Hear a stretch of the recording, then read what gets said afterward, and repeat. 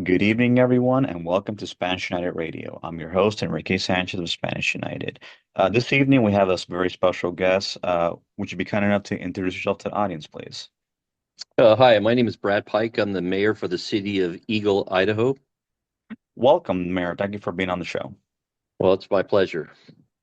Well, anyway, the reason why I reached out to you because Spanish United has a concern with a saloon that has gained a lot of notoriety in the town by the name of Old State Saloon, and one of our concerns is what the owner of the saloon is doing by offering incentives for people that report undocumented immigrants. And I know that the city in itself prides itself as having a good quality of life and safe, but I think with this PR stunt that he's doing, it could create a negative impact on the city. So as mayor, w- what is your view of what's going on with this particular saloon in question? Well, from my personal point of view here, it's troubling to have any kind of negative press brought to our community. We have a beautiful city. I mean, we're roughly 40,000 people. We're not huge, and we're not, any longer a small community. But one of the things is we have no control over what private business does and or private citizens do. But at the same time, we are cognizant to the fact that it does bring attention in a negative way to our community. And we want to make sure is people understand that we're a nation of laws, right? I mean, we're a Hmm. republic, and we totally we are a conservative city by no stretch of the imagination. Hmm. But when people reach out on their own and they do things that are um, different when with the direction that the city understands that the businesses are doing, and they're there to serve a product and make a profit on their business, and we want them every business within the city to be feeling like they're wanted in our community, and they're also we want them to prosper. But if you go outside the parameters that I feel like should be um, they're different than what the model of the initial reasoning to do business in our city. Then it's kind of a hard one to deal with. And we just found out about this just the other day, and it basically was through social media, people reaching out to us saying, "Did you know this business was doing this in your community?" And this isn't the first time this business has used these kind of situations for a marketing tool, and sometimes you got to look at it from why and why put a negative target on the city of Eagle when we are conserving, but you also got to remember that I'm very strong with my Christian values, and I love people as a person, as people. And Hmm. half my family's Hispanic. I lived in Guatemala. I coached baseball down there. I was on a baseball team to the Yucatan. So my experience with any alternative ways of bringing negativity to our community is I frown on that. Hmm.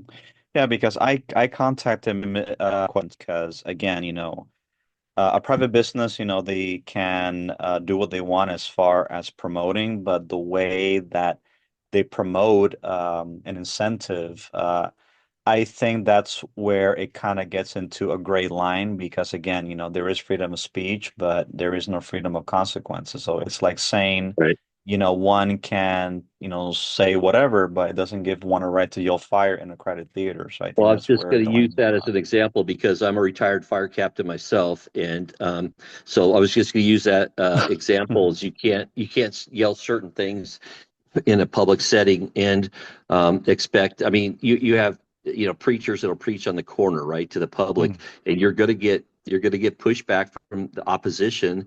And right now, I can't speak for the owner of the saloon and what the reasons behind this are, but I could tell you when it puts a negative target on the city of Eagle, then it's hard to understand just exactly. You got to look at all the parameters that come into play, and certainly my responsibility is the safety and welfare of the citizens within my community, and I'll make sure that that's upheld across the board. And where I'm a little disappointed that any business comes into the community and they put a negative target on the back of Well, the of citizens of course. Eagle. Well, of course, because a business, a respectable business, is there to conduct business, and regardless of the clientele, one is there's a saying that goes in business, the customer is always right. But I just believe that this particular saloon, I just think again, I don't know what they're doing this PR stunt, but I feel that the way that he's going of inciting racial hatred or violence towards a group of people, because unfortunately, when people think of undocumented immigrants or documented, aliens, it pops into people's minds as Hispanic. I looked up the demographics of your city. Hispanic people are not as visible as they are in California or New York. So anyone that Yeah, is by any that stretch, you know. right. So anyone that, does not look Caucasian is going to stand out. So, our concern in Spanish United is that the welfare of the Hispanic community. And again, I'm not saying that drinking is bad. People can drink, they could do whatever they want. But I just think by an establishment encouraging patrons to report people to ICE just because they get free beer, I think it puts a price on human dignity. Well, and that's one of the issues. And I'll just give you a little history too. I was also a council member and a soft mayor for the city of Hollister, California, back in the mid 2000s. And Hmm. half of our population was migrant workers for the Salinas Valley in San Juan Bautista, and the agricultural community for sure. And the other part were commuters to Silicon Valley and Salinas and places like that. So um, being you don't want any race to be targeted. I mean, whether it was, you know, back in the turn of the century when the Irish were getting tortured and punished, and work abuse was going on there, or today's society where you have people deciding what nationality they want to support, or what nationality that is even I mean, you could be European, you could be from Sweden, and if you're not documented, that's a federal thing. That Hmm. that I don't want those federal laws to have to be looked at in a negative context for the city of Eagle here, because you know immigration is one thing. We are a land of laws and stuff, but I don't want to put people in fear that because of their race or their skin, like you said, their skin color. Like I said, half of my family is Hispanic. I mean, they came over from Mexico. They were native Indians, and they got their name changed to Garcia back in the 1800s. And things Hmm. were so things have culturally been, diversity has always been, and that's part of the what makes America great is all the different ethnicities and the different cultures that get brought into. And I had to learn this, through living in Guatemala for a year, living, experiencing different Villahermosa, Cancun, Merida, cities in Mexico and the Yucatan that I played ball in and everything. And I adapted, quite well to their culture, and I assimilated, and I did not disrespect their culture, and of Hmm. course, Central Americans are different than the Mexican population, and I learned that real quick that even their typical food is different. So you want to make sure you're calling a nationality the right nationality for one. Hmm. Just don't look at their skin color. But I can't tell you that through our time in our country back when the World War II issue with the Japanese camps that were Internment put camps, yes. together. Yeah, yeah, yeah, to make sure that the hard part is we don't want to go there. I don't want to go there. And I want to make sure the people, when you visit the city of Eagle, you feel safe and you feel welcomed. And I mean, and that's one of the things that I try purposely not to kind of instill my own personal beliefs on society, because government, church and state does have some kind of separation to it. but certainly culture are just going you're going to have different cultures, and you need to respect the different cultures. But I certainly don't want the citizens of Eagle or our guests to have any fear that what's going to happen to them just be based on their race or their color of their skin.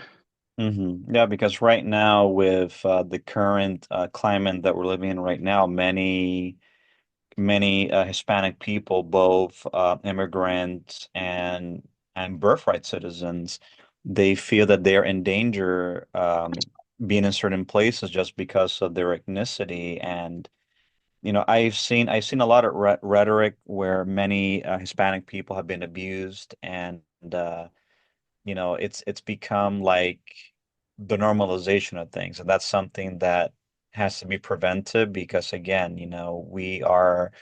we're living in a country which are multicultural, we are inclusive, but at the same time, we can have a nation of laws because I do believe in law and order. I don't believe that people who come and commit crimes or come here without permission, could do whatever they want. But there needs to be a balance because again, when a group of people are being signaled out just because they are different, just because they represent and what they call the other, I believe it could create a lot of harm and animosity. And I feel that the only way to prevent xenophobia is there needs to be dialogue. Like honestly, like instead of the owner of the saloon saying, let's give incentives. Why don't we create dialogue with the immigrant community or Hispanic community? And I think that could create better engagement. I think that would have been the appropriate thing to do. Yeah, and like I said, and I can't speak for that individual. I can't speak for their business, and we have quite a few businesses that are not all Caucasian, uh, residents and business owners in our even in our city.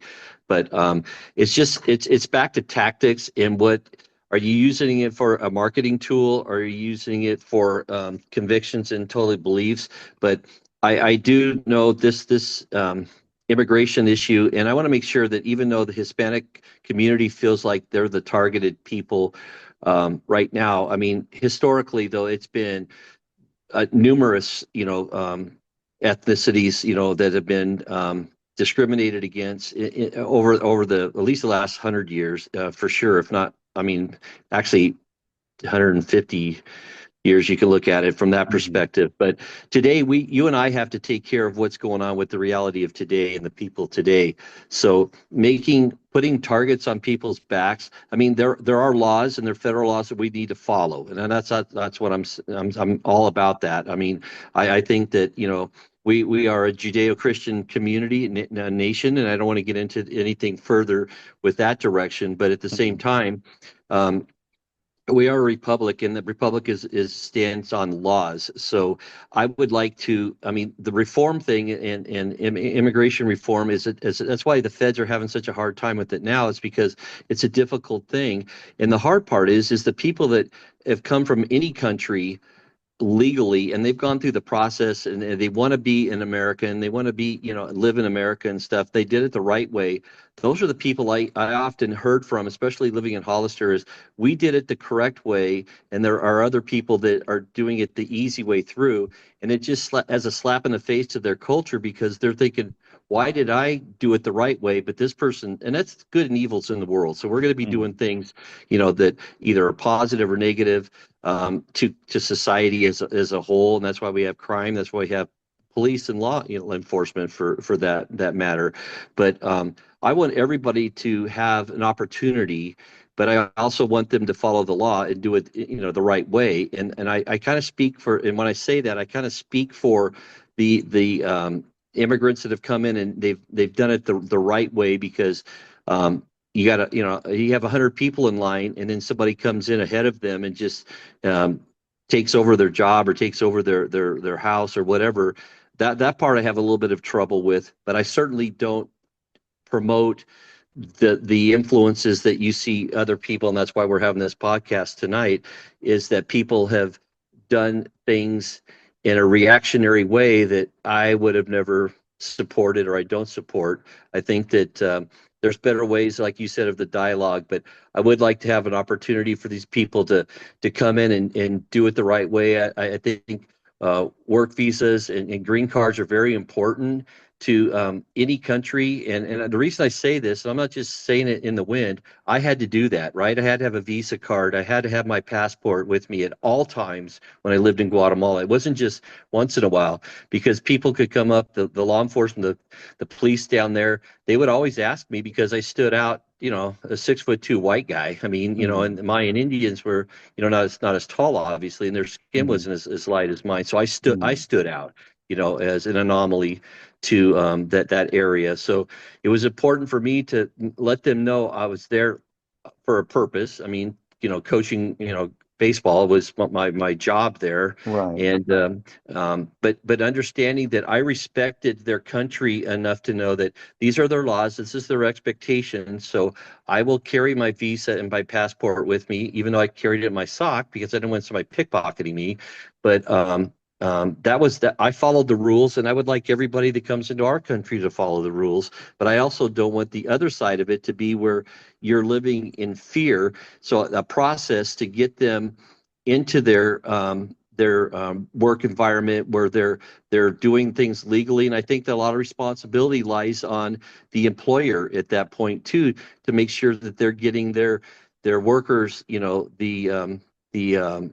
the work visas and everything in line so they can feel comfortable and they can feel relaxed. But profiling's everywhere. So that's the biggest thing too. You look at one person's skin, you're profiling them. Why? I don't know. Because like I said, half of my family's Hispanic. So I mean, I was looking forward to the tamale cooking coming up for Christmas, that we do every year. And those are things that I have personal understanding and knowledge of culture and the differences in culture and the acceptability and the assimilation part. But I would like them to have a way of getting documented so they could not feel so threatened, and it would take some of the pressure off for those that want the illegals not to be here. And you can debate all day long if there's a financial attachment to the pros and cons of the economy with illegal workers versus Hmm. legal workers. That's something that the feds have to prove all of that. But Right. but for us in my city, we love the people, we love our guests, we love our citizens, and we're a very I think a very polite community. We're respectful to others, and we have a lot of people that have come here from other states as well. So they're like we've all migrated from other states to get to Idaho, right? In Right. the reason we're here. But I love California. I mean, the only reason I moved is because I wanted something different after I retired, because I've lived in California my whole life, and I wanted to my kids to experience something different than the California. I mean, mountains and beaches and freeways are a different story there, but just something different in life. And I think everybody, when they want to make a move, if they're wanting to make a move for their wants versus their needs, that's different than with somebody making a move for their needs and they're Right. going through a threatening atmosphere to even get here. That's where I think that I would like to see more of a process that's done more uh, in favor of just being kind and purposeful to the anybody that comes in from any country. I mean, I'm using the analogy from other states of our city as Right. in Of course. comparison. So yeah, but I want to make sure that you don't feel like you have to keep your head on a swivel just because of the color of your skin. Right. That's a little intimidating and I felt that way in Guatemala too. I'll be honest with you because I looked different, Right. than them. That's just the way it is. But Right. here, at least where our diversity, we've got plenty of um, different cultures and different ethnic backgrounds that are in our country that are Hmm. all over the world. I mean, there's people I've met that it's like, wow, I've never met a Haitian before. I've never met, somebody from Switzerland before, and never met, somebody that from India. And you get the opportunity to meet these other people and learn their cultures. And the bottom line is, whether you speak all the same language or not, you're still a human being. You still have, the human right factor. But when you get too far into isolation and isolating people just based on their color of their skin, then that's a pretty tough one for at least me personally to look at. So I would like to have the process done to the federal government to where, okay, you're here illegally. Is there like the path they talk about, the path forward, but I don't want it to circumvent the people that have done it the right way from any country. Exactly. Yeah, yeah. Exactly. And that's So the thing, I believe that all people, regardless of where they come from, as long as, they're here with the proper paperwork, they should be respected. And even those that are with birthright citizenship, should also be yeah. treated with dignity and respect. Yeah, and Um, that's the tough part for us, and that's where I'm sad. I'm really sad we're having this conversation, to be frank with you, because we shouldn't have to do this, right? I mean, we right, shouldn't have to worry about this. We could talk about the holidays. We could talk about right, family. We could talk about friends. Yeah, we're talking about somebody that's using a federal situation to basically maybe promote their business, as a right. marketing tool. And I'm Yeah, not sure if that's his ploy or not, but I, I'm not gonna I put words think in his mouth. I think it is, but at the same time, I think it's playing on people's fears, and the reason why I reached out to you, you being a public servant. I know, again, you don't have control over a private business, but at least as a public servant, at least you could influence or at least try to keep everything at as a minimum because again, I am just concerned about people getting hurt. And I've seen many Right, right. Hispanic people, both birthright citizens and non-citizens, that have been hurt because of the ignorance of other people. And that's Yeah. something that, I try to prevent. I've done No, and many I want you to interviews I want and you and to I champion that, though. I want you to, because that's the right thing. You don't want people being hurt based on their ethnicity or their color or their religion. I don't want people hurt either. I mean, that's the thing. You either have passion and compassion for people or you don't. I mean, I Mhm, think that's why I was a fireman, because I have I'm compassionate for people, their safety, their welfare, their being, their property and stuff. But um, yeah, I think I admire the fact that it's a tough one for. It'd be like me interviewing you in pick another city in another country, and then it'd be odd to kind of go, you know what, these people are setting me. I shouldn't even be in this situation, right? I shouldn't be, right. just because I'm the mayor of the city. I shouldn't be having a conversation about immigration, legal or illegal. But I think I've conveyed my point to you pretty plain, that one, yeah, I want people to make sure that they don't circumvent all the hard work that the people came in and did it legally. And I put a lot of the um, emphasis and the responsibility on the business owners, the farmers, the ranchers, the big box places, the warehouse where they need a lot of labor. And I hope, because you're not going to make a fair wage that way. You're going to work maybe under the table. You're not going to be able to participate in society the way you could comfortably do it.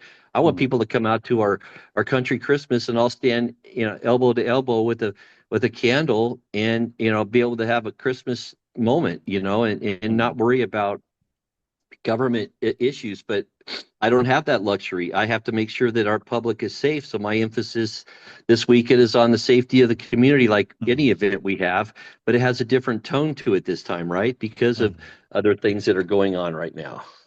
I wrote a letter to the owner of the saloon asking him to cease and desist what he's doing because again, if he doesn't, it's possible that we may boycott this speak. So there has to be consequences for those that Well, there's refuse. already threats out there too. I mean, social Right. media, being what it is, and that puts the rest of the community, the people that are totally innocent, have no connection with any of the issues, that are in front of us now, in jeopardy of things that they shouldn't have to think about.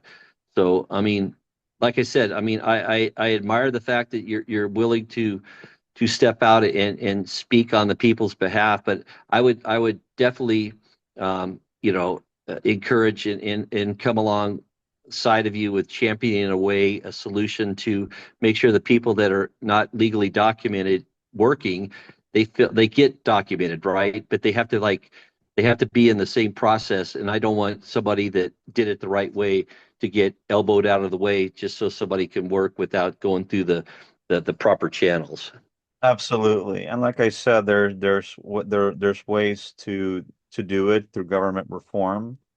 But again, like I mentioned, you know, I'm just really concerned about the well-being of the immigrant and Hispanic community that is in Eagle, Idaho, and I really Mhm. hope that me reaching out As to I am you. too. As I am too. I mean, yeah, like I said,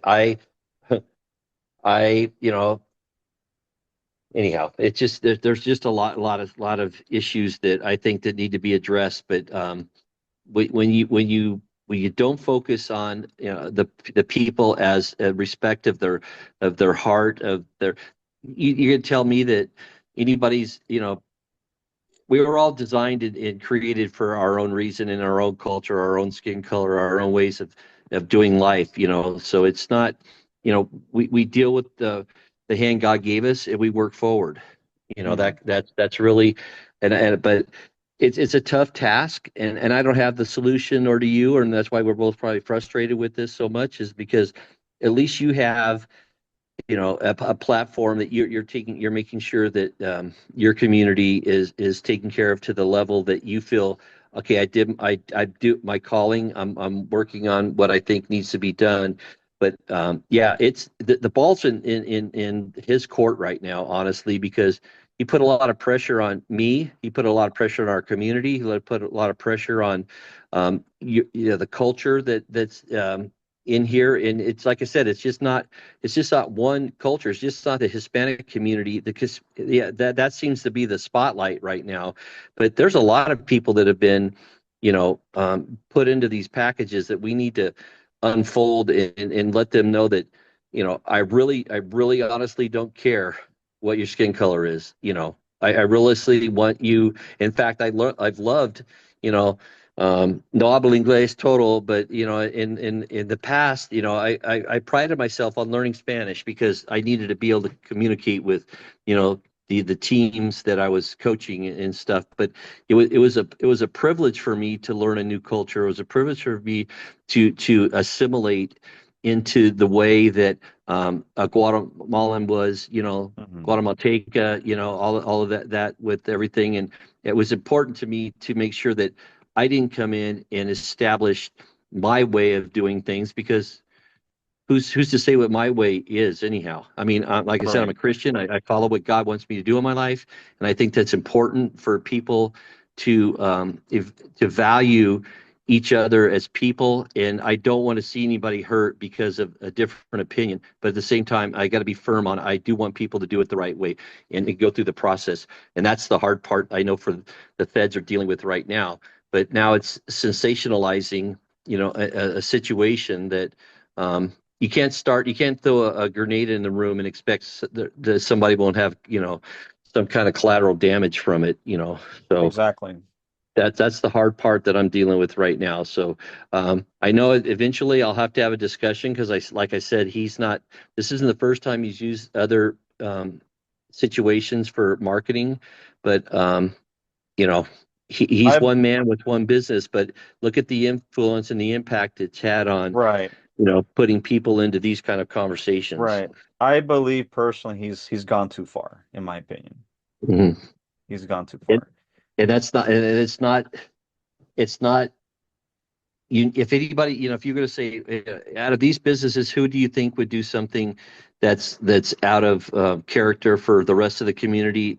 He would probably be near the top of the list there, because Hmm. that's kind of, he's made a decision to do this. And I just wish it wasn't that situation. Hmm. Oh, absolutely. And again, I really hope it gets resolved. Like I said, I plan to be speaking with him later on tonight as soon as I finish with you, and hopefully to see how the conversation goes. And again, my purpose in meeting with him is not to throw insults or anything like that, because it serves no purpose. It's the same Right. conversation I'm Right. having with you. but he needs to understand that even though he may have his views, he may have beliefs, he that could be his business. But even when one is in business, there are No, I was going consequences to say there's if collateral one makes damage. the Yep. Yep. clientele's angry. And there's Yep. collateral Yep. damage. It's Exactly. collateral damage when somebody does something that's out of the norm. There's going to be, and um, I hope this whole thing gets resolved. I hope we do find a solution to immigration reform. It's just the two words.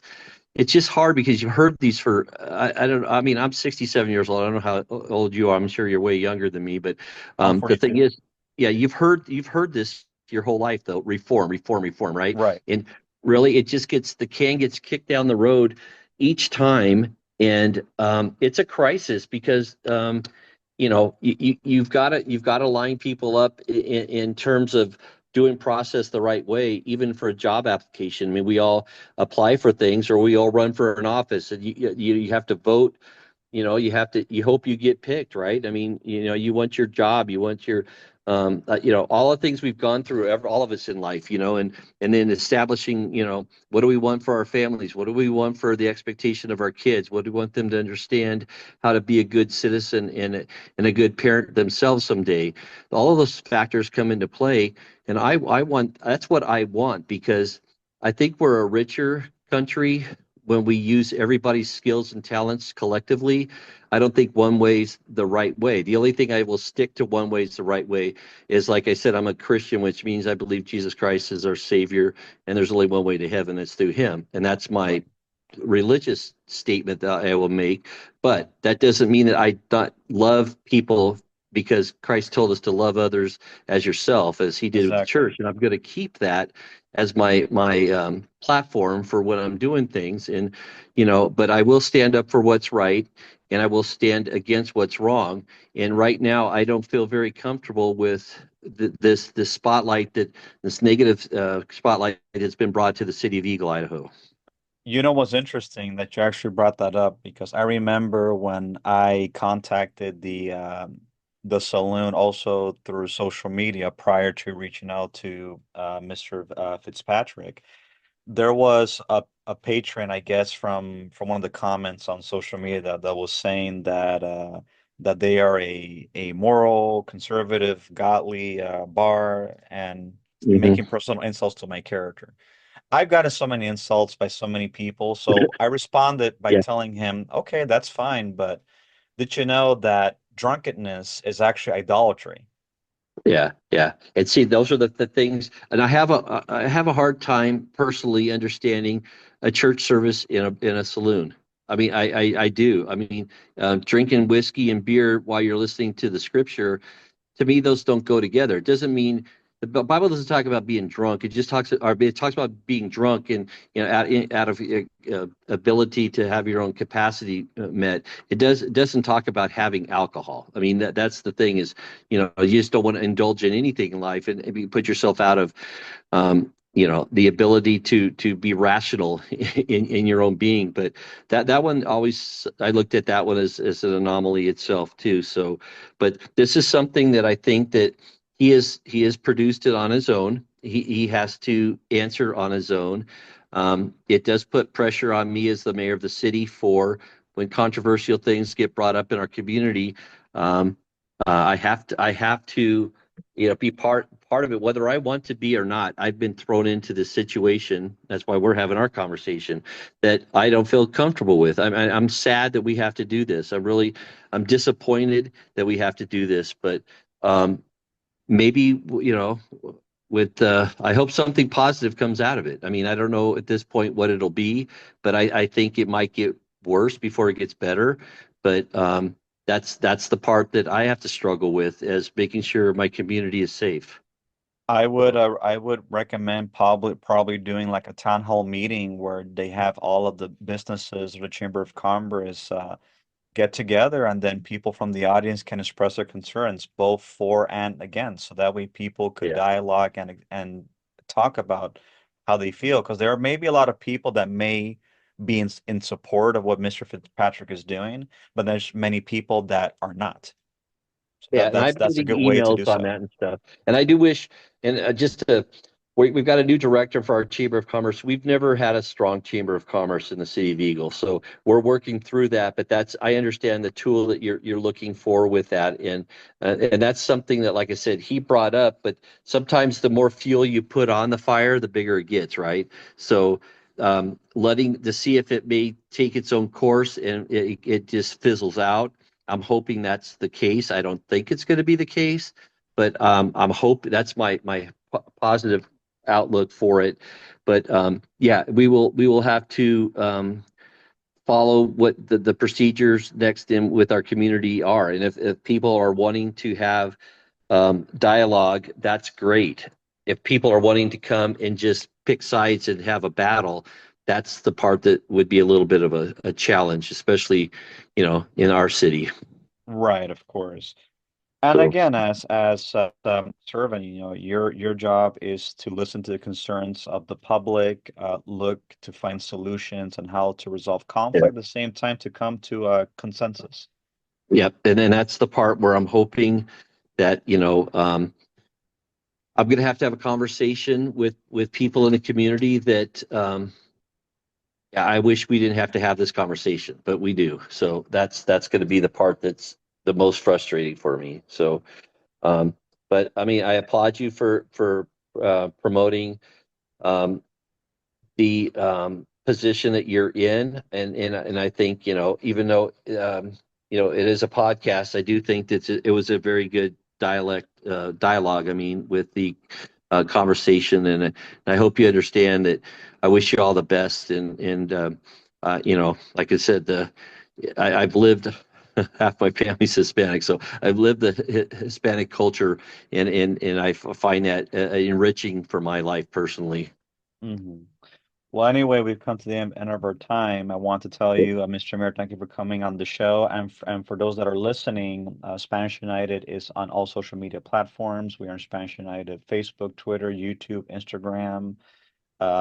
And anyone that wants to make a donation or wants to reach out to us, we are a nonprofit organization. So as soon as I finish, I will text you and email you the link that you could share, yeah, and you could share it, with everyone in your city, for better Yeah. engagement and dialogue. Yeah.